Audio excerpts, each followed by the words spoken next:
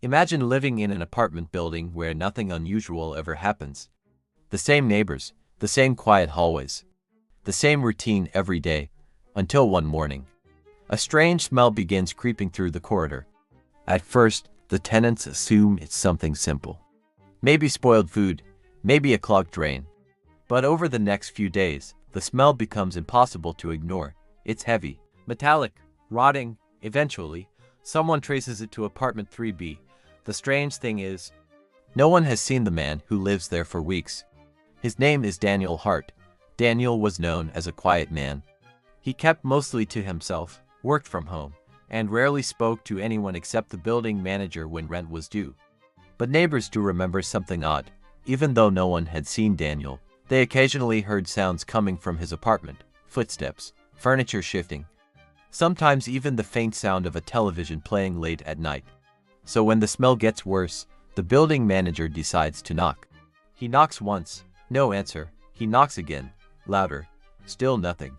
But he notices something strange. The door is locked from the inside. Concerned, he calls the police. When officers arrive, they try the door themselves. Still locked, no response. They call Daniel's phone. It rings inside the apartment, but no one picks up. Now the smell is overwhelming. Eventually, the police decide to force the door open. The lock splinters, the door swings inward, and what they find inside sends a chill through everyone in the hallway. Daniel Hart is lying on the living room floor, dead. But that isn't the strangest part. The apartment shows no signs of struggle. No broken furniture, no forced entry, no open windows. Every window is sealed from the inside. The deadbolt on the door had been locked, which means one thing: no one could have entered, and no one could have left. Yet neighbors insist they heard movement inside the apartment. Days after Daniel was likely already dead, the mystery is only beginning.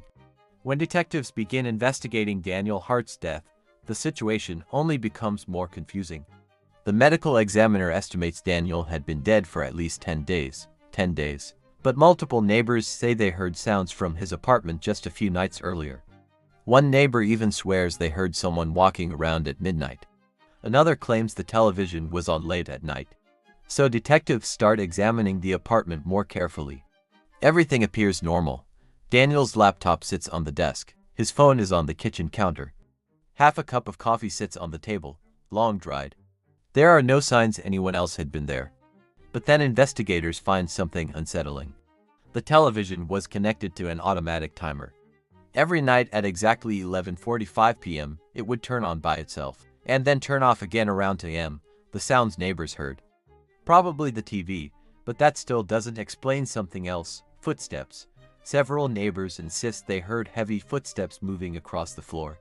Investigators consider another possibility. Maybe Daniel died suddenly, and the building itself created the sounds. Pipes expanding, wood floors shifting. Old buildings sometimes make noises that sound eerily human. Still, one detail refuses to make sense: the locked door. The deadbolt could only be locked from the inside. Detectives examine every inch of the apartment. Windows, ventilation shafts, fire escape, nothing. No hidden entrances, no way in or out. Eventually, the case is ruled a natural death. Daniel had suffered a sudden heart attack.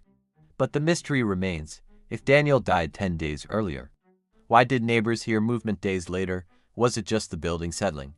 Was it the television timer creating the illusion someone was inside? Or was something else happening in apartment 3B after Daniel died? Even today, the story is still discussed by people who lived in that building. Some insist the noises were nothing more than coincidence.